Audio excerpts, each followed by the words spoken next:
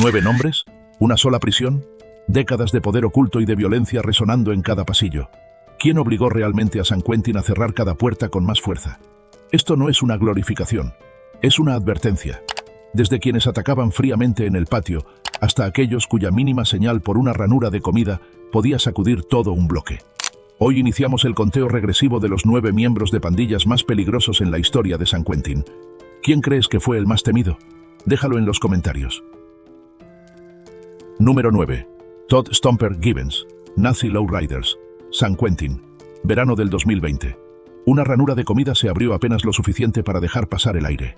Desde la oscuridad, una mano salió con algo que brilló a la luz. No era acero industrial, sino un arma improvisada. Una hoja de afeitar unida a un cortaúñas afilado. Un movimiento veloz rozó el cuello del uniforme de un guardia, dejando una marca tenue en el concreto frío. El oficial sobrevivió, pero la tensión se apoderó del corredor de la muerte. Detrás de esa ranura estaba Todd Stomper Gibbons, un condenado ligado a la oscuridad. Antes de llegar a San Quentin, Gibbons ya tenía un historial largo. A inicios de los años 90 fue sentenciado por 2 robos a mano armada. Su vida personal también se desmoronó. Se casó nuevamente sin haber disuelto su primer matrimonio y terminó enfrentando cargos de bigamia. Pero eso solo fue el preludio. El punto de quiebre llegó en 2001, en el condado de Tulare, en California Central. Un automóvil quemado fue hallado en un campo de olivos cercano a su casa. Dentro estaban los restos de Barry Holston, de 30 años, y su esposa Patrice, de 32. Según la fiscalía, Gibbons sospechaba que Barry le había robado, y esa sospecha lo llevó a una decisión fatal. En 2004, un jurado le impuso la pena capital. Su esposa, Lacey Lee Gibbons, recibió cadena perpetua sin posibilidad de libertad condicional. Y si la historia hubiera terminado ahí, solo sería otro nombre en la lista de los condenados. Pero Gibbons estaba conectado a algo más profundo. De acuerdo con los registros penitenciarios, estaba vinculado a los Nazi Lowriders, una pandilla extremista considerada la rama joven de la Hermandad Aria. Un tatuaje con el rostro de Hitler cubría su cabeza, una señal visible de lealtad ideológica. Para el personal de custodia no era arte. Era un recordatorio constante de a quién respondía. En el patio de San Quentin jamás se quedó esperando la muerte en silencio. En 2006 su nombre apareció en los registros de un apuñalamiento entre condenados. Una requisa en su celda reveló 3 cuchillos artesanales. Para él, cualquier objeto podía convertirse en arma. Una cuchara plástica, un pedazo de metal, hasta papel endurecido. Ese era el código de los NLR. Convertir ideas en hojas, celdas en talleres. Hoy, Todd Stomper Gibbons sigue en el corredor de la muerte de San Quentin. Desde 2019, California mantiene suspendidas las ejecuciones, dejando a él y a cientos más en un limbo. Ni adelante ni atrás, solo días repetidos en celdas reducidas. Pero el nombre de Gibbons no puede contarse sin recordar a Barry y Patrice Holston, una pareja joven con apenas poco más de 30 años, con un futuro que les fue arrebatado en un auto incendiado. Número 8. Gunnar J. Lindberg, Insane Criminal Pose. La noche del 28 de enero de 1996, los festejos del Super Bowl ya habían terminado. La ciudad de Tustin estaba en silencio, pero en la oscuridad de una cancha de tenis escolar, alguien avanzó no con un balón, sino con odio supremacista.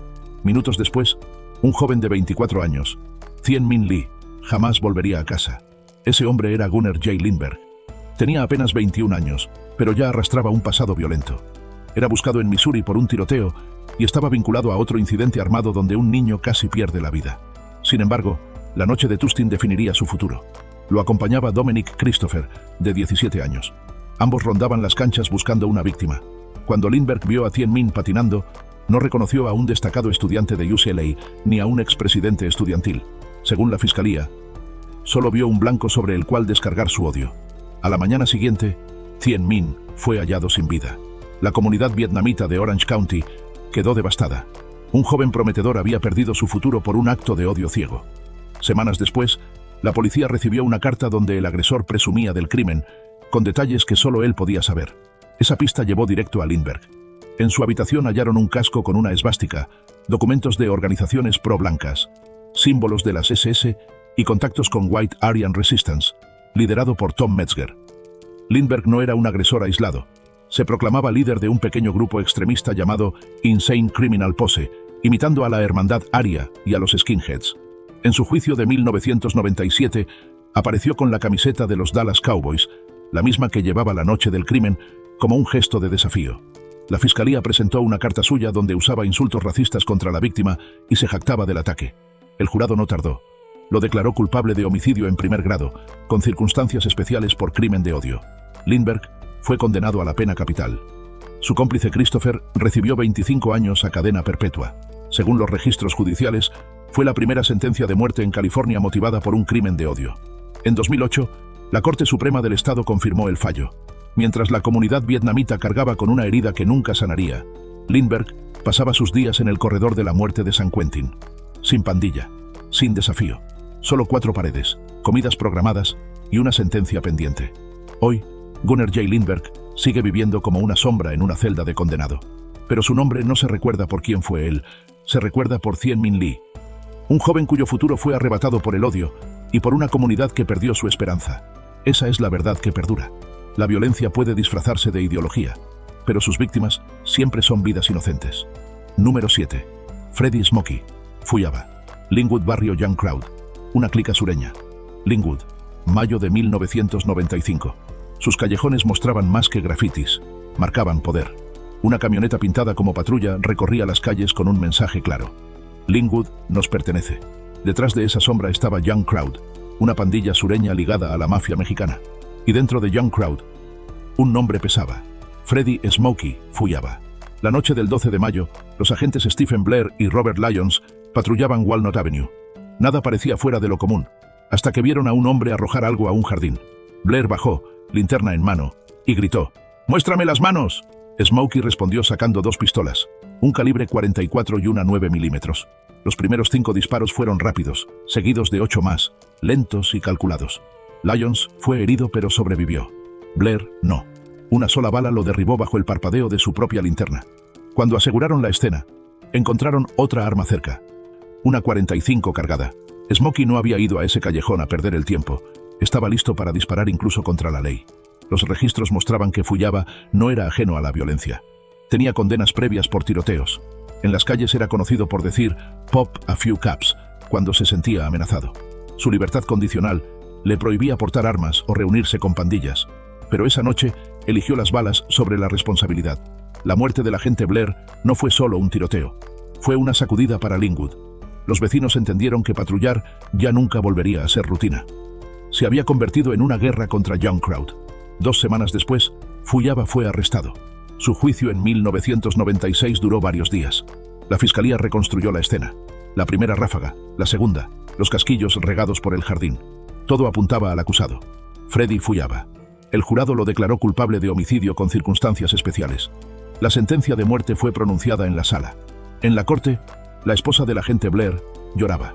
Su hijo pequeño era demasiado joven para comprender que su padre nunca regresaría. Cuando el juez leyó la sentencia, el silencio llenó la sala. Justicia de un lado, una pérdida irreemplazable del otro. Años después, la Corte Suprema de California confirmó la condena. Según los documentos, Fuyaba mató para evitar su arresto, y la víctima era un oficial en servicio. Esas palabras sellaron su destino. Hoy, Freddie Smokey Fuyaba permanece en el corredor de la muerte de San Quentin. Una celda pequeña, luces fluorescentes implacables, días idénticos. Ya no hay calles de Linwood. Ya no hay Young Crowd. Solo tiempo y una sentencia colgando sobre él. Pero al recordar su nombre, no se habla de él. Se habla de Stephen Blair, un agente, esposo y padre cuya vida fue arrebatada en un callejón de Linwood. Esa noche permanece como advertencia. La violencia de las pandillas puede convertir una patrulla rutinaria en un funeral, dejando cicatrices en toda una comunidad. Número 6. Jesse González, Mexican Mafia, conocida como La M. La Puente, mayo de 1979. Una casa pequeña en la Quinta Avenida se transformó de repente en un campo de batalla. La unidad de narcóticos del departamento del sheriff de Los Ángeles, vestidos de civil y en autos sin placas, llegó con una orden de cateo. Tocaron la puerta, se identificaron y esperaron casi un minuto. Nadie respondió. Solo se escuchaban movimientos adentro. El agente Robert Esquivel derribó la puerta y entró primero. Detrás de él avanzaba el agente Jack Don Williams. El pasillo era estrecho, apenas iluminado. Al fondo los esperaba Jesse Bert González, con una escopeta en las manos. El primer disparo atravesó el pasillo. El agente Williams cayó de inmediato. Esquivel respondió con fuego. El aire se llenó de humo. González resultó herido. Intentó escapar, pero fue detenido dentro de la casa. Mientras lo sacaban en camilla, con la camisa marcada de sangre, levantó el puño y gritó: ¡Viva Puente!, el lema de Puente 13. Para la policía, no era un grito de dolor, era una declaración de guerra. Camino al hospital murmuró: «Sorry, man». Una disculpa frágil, incapaz de borrar la realidad. Un agente había caído, dejando esposa y 2 hijos. González no era un pistolero cualquiera. Pertenecía a Puente 13, una clica sureña ligada a la Mexican Mafia, la M. Según testimonios en prisión, alguna vez presumió que quería tumbarse a un policía, proteger el barrio. Esa declaración se convirtió en pieza clave para la fiscalía, que argumentó que no fue un accidente, sino un ataque deliberado contra la ley.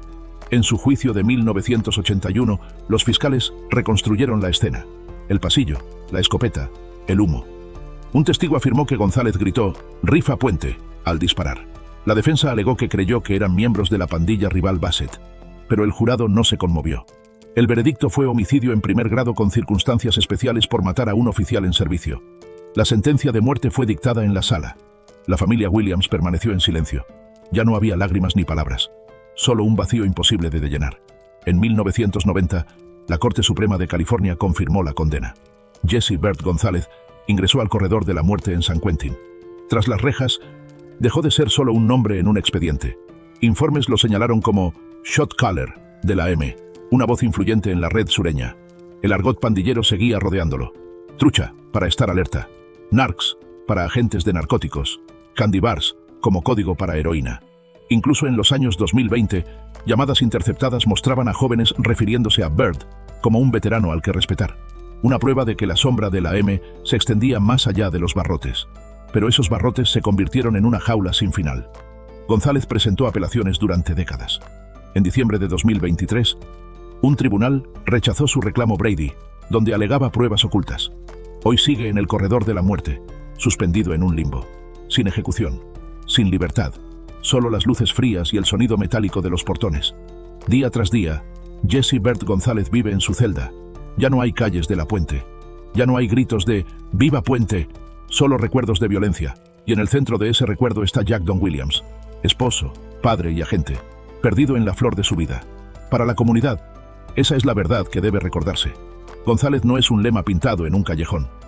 Es un recordatorio de que todo grito pandillero termina marcando su huella más profunda en los inocentes. Número 5. Ronaldo Ronnie Medrano Ayala. Mexican Mafia, la M.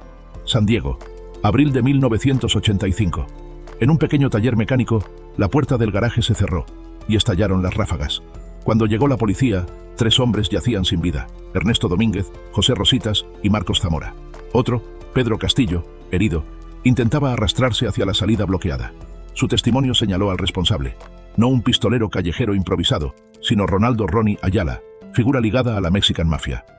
En 1989, un jurado lo sentenció a muerte. En el año 2000, la Corte Suprema de California confirmó la condena. Ayala entró al corredor de la muerte en San Quentin. Pero la prisión no detuvo su poder. Se convirtió en su nuevo escenario. En archivos federales lo apodaban «el profesor», por su liderazgo calculado. No necesitaba presencia en la calle. Una nota escrita a mano, un celular oculto o una orden susurrada bastaban para imponer su voluntad.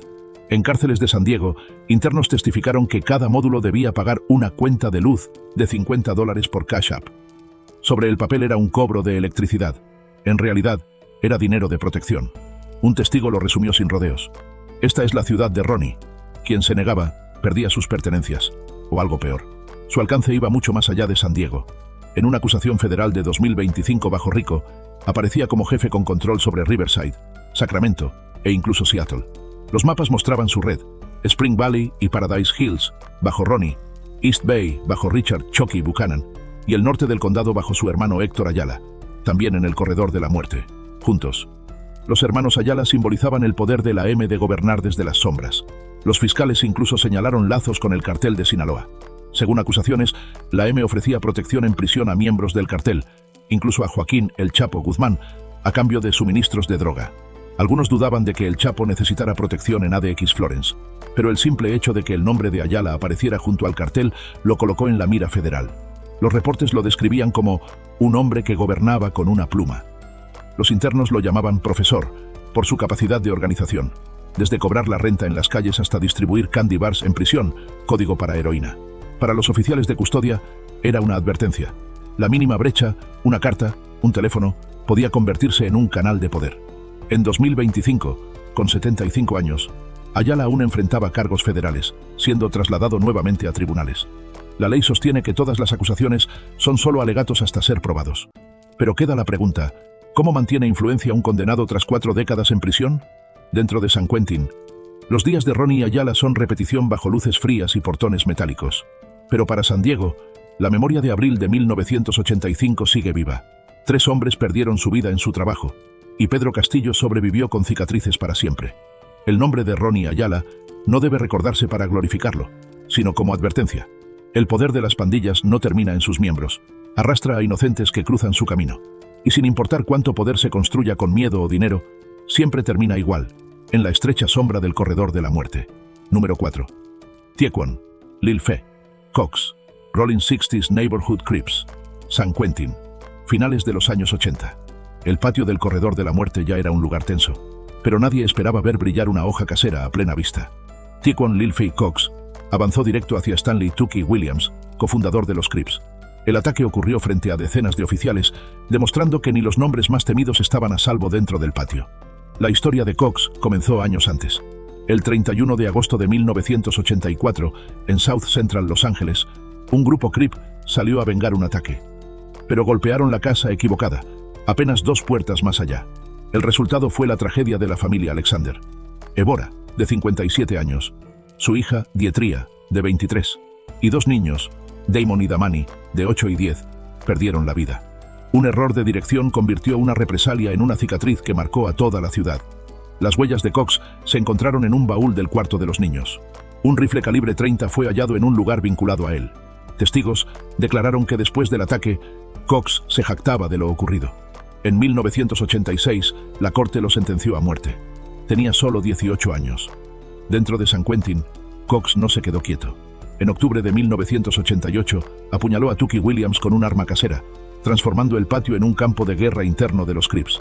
A lo largo de los años, estuvo vinculado a múltiples incidentes, convirtiéndose en preocupación constante en los registros del corredor de la muerte.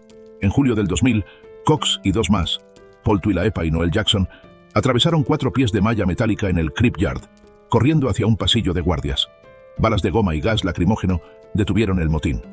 La prensa lo describió como el incidente más grave en prisión desde el motín de George Jackson en 1971. Los informes lo señalaban como shot caller de los Crips en el corredor de la muerte. Algunos documentos sugerían que actuaba por necesidad de demostrar lealtad, intentando consolidar su lugar en la pandilla. Finalmente, autoridades redujeron su acceso al patio a grado B, lo que significaba que solo podía salir solo o con un interno más. En la práctica, el sistema lo aisló porque cualquier contacto podía encender violencia. Pero la historia de Cox no es solo un relato carcelario.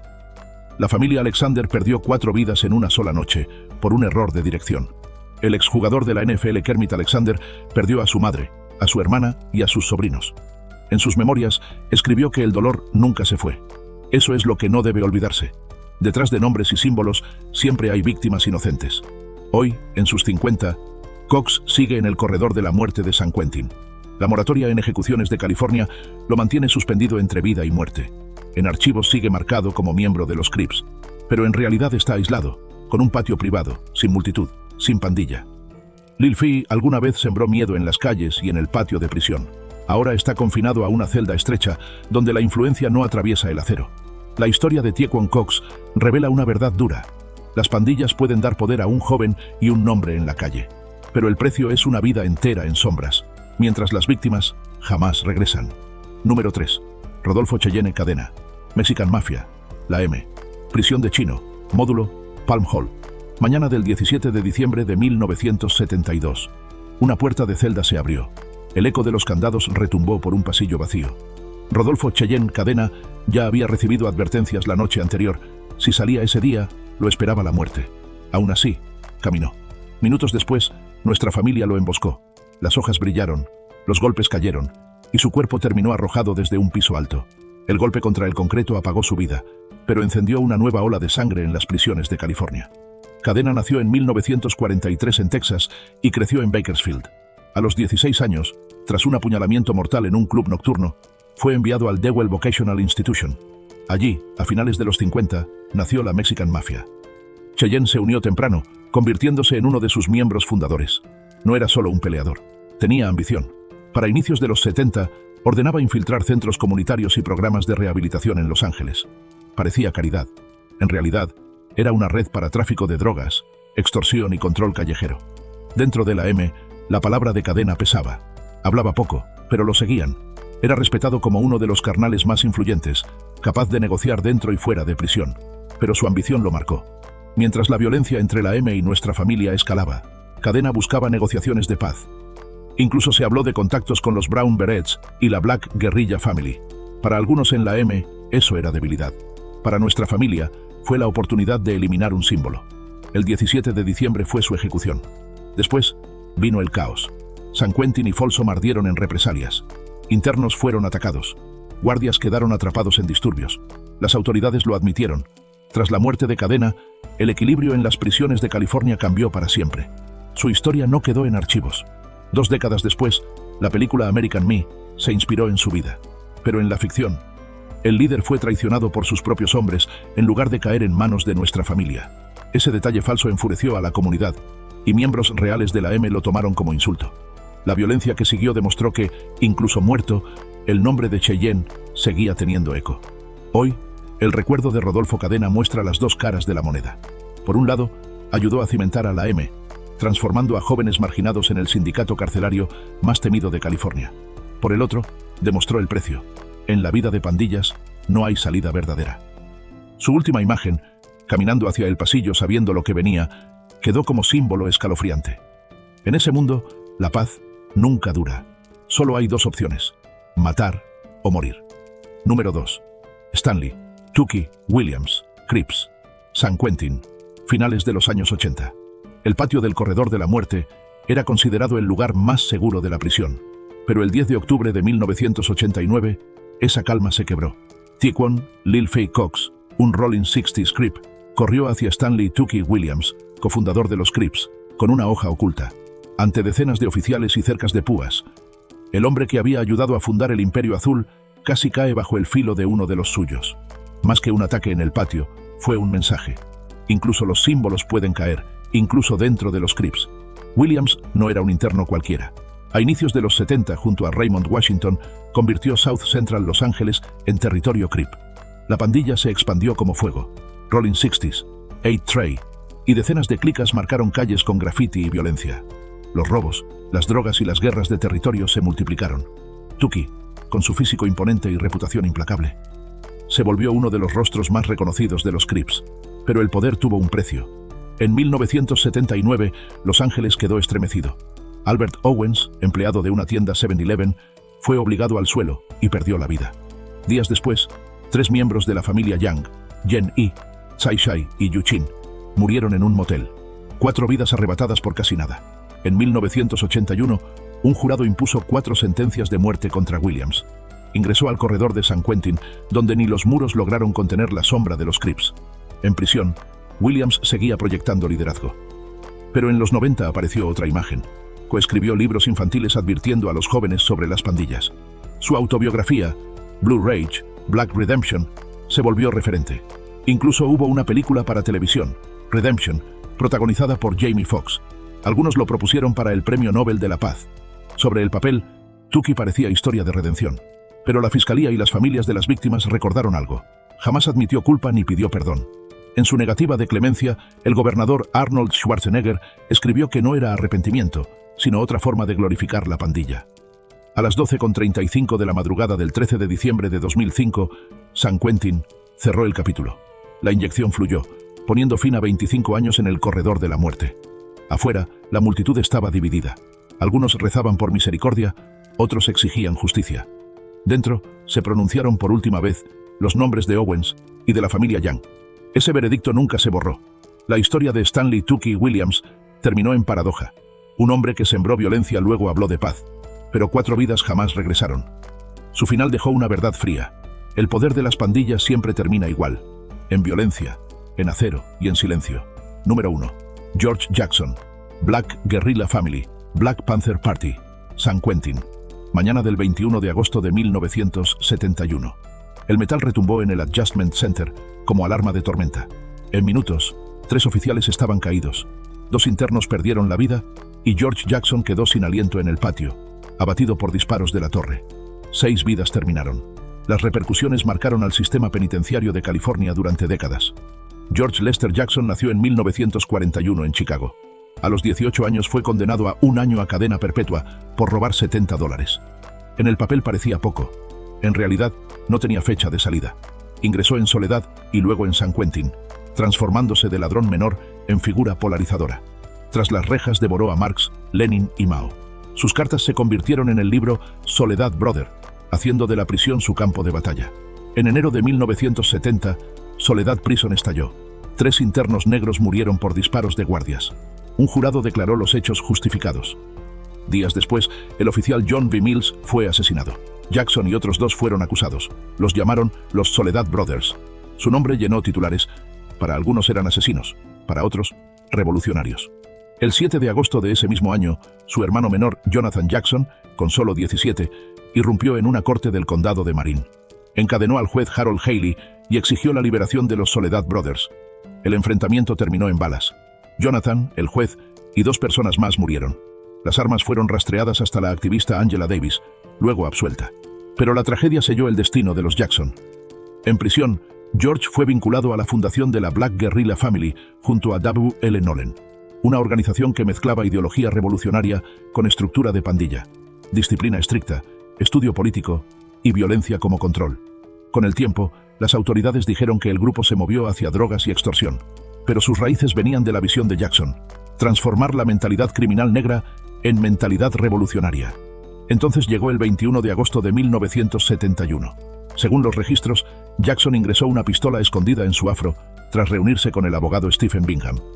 Instantes después apuntó al oficial urbano Rubiaco, exigiendo abrir las puertas. La violencia estalló. Los oficiales Jerry Graham, Frank de Leon y Paul Krasenes murieron. También los internos John Lynn y Ronald Kane. Al correr hacia la salida, Jackson fue derribado por disparos de la torre. ¿Cómo entró el arma? Aún es tema de debate. La fiscalía acusó a Bingham de ocultarla en una grabadora. Él huyó, regresó en 1986 y fue absuelto. Algunos oficiales admitieron no haber revisado bien su cabello. Incluso hubo contradicciones sobre el tipo de pistola. ¿Ejecución política o levantamiento violento? La controversia nunca se disipó. 6 internos, los San Quentin Six, fueron procesados. El juicio duró 16 meses y costó más de $2 millones. Al final, solo Johnny Spain fue condenado por homicidio. Hugo Pinell y David Johnson fueron hallados culpables de agresión. Los demás fueron absueltos. George Jackson murió a los 30. Un robo de $70 se transformó en una vida entera tras rejas, terminando bajo fuego en San Quentin. Tras su muerte, internos crearon Black August para honrarlo a él y a su hermano. Grupos radicales lo retrataron como mártir. Incluso Bob Dylan escribió una canción en su nombre. Pero para muchos, Jackson quedó ligado a 3 oficiales muertos, un juez caído y una cadena de tragedias.